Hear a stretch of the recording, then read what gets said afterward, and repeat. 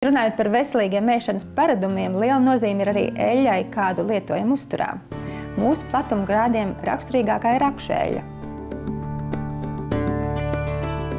21. gadsimta sākumā Gleznēnās Zemgales novadā tika ielikti pirmie pamati rapšeļļas ražošanai. Un šobrīd mēs ar lepnumu varam teikt, ka Iecevā atrodas lielākā rapšeļļas ražotne Baltijas valstīs. Rūpnīca vidēji gadā spēja pārstrādāt ap 25,000 tonu rapšu sēklu un saražot 600 tonu nerafinētas rapšu eļļas mēnesī.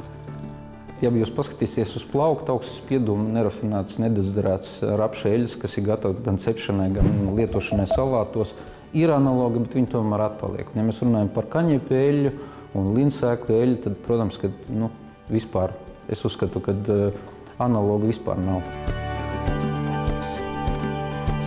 Mēs ražojam augsti spiestu, nerafinētu, tātad dabīgu produktu. Nerafinētās eļļas vienkārši mehāniski tiek izspiestas, saglabājot visas savas bioloģiski aktīvās vielas. Kas ir jāpiemina rapšeļļai, tas noteikti ir vitamīna C, kas ir dabīgais antioksidants. Rapsis tātad ir sezonāla izēviela, tad rapša novākšana notiek vasaras beigās. Tas nozīmē, ka mums ir sēkla jāiepērk jau tā kā visam gadam. Tā kā mēs esam daudz nozaru uzņēmums, tad mēs paši arī audzējam rapšu sēklu. Un to, kas iztrūkst, izēvielu iepirkām no Latvijas vietējiem zemniekiem. Varētu teikt, ka mums ir bezatkrituma ražošana, jo mēs no sēklas izmantojam visu, iegūstam eļļu, un to, kas paliek pāri pēc spiešanas, tas ir vai nu lopbarībai produkts rapšu rauši vai smalcinātas linsēklas. Mēs esam mazi. Mēs nekad nevarēsim konkurēt ar cenu, bet mēs varēsim konkurēt ar kvalitāti. Un viena no 3 mūsu eksporta nozarēm ir pārtikas eksports.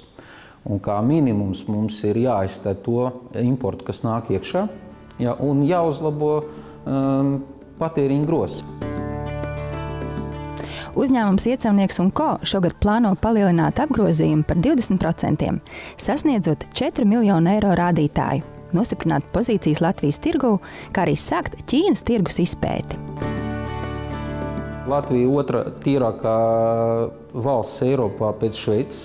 Tātad mēs ekoloģiski esam krietni tīrāki. Ja? Tātad mums nav jālieto tie herbicīdi, pesticīdi un arī tīri tas, kas arī pati zeme ir tīrāka. Tātad arī tenīs sēklās, no kurām mēs spiežam eļļu, viņas jau ir ekoloģiski jau tīrākas. Tātad jau pirmprodukts izēviela jau pat pa sevi ir tīrāka un labāka.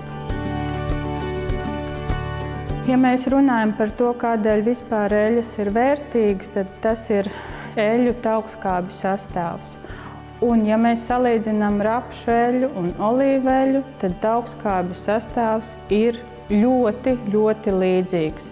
Es esmu piekritēju šai teorijai, kad mūsu organisms labāk saprot un spēj pārstrādāt un iegūt sev vērtīgās vielas no tādiem produktiem, kas ir auguši mūsu platumgrādos.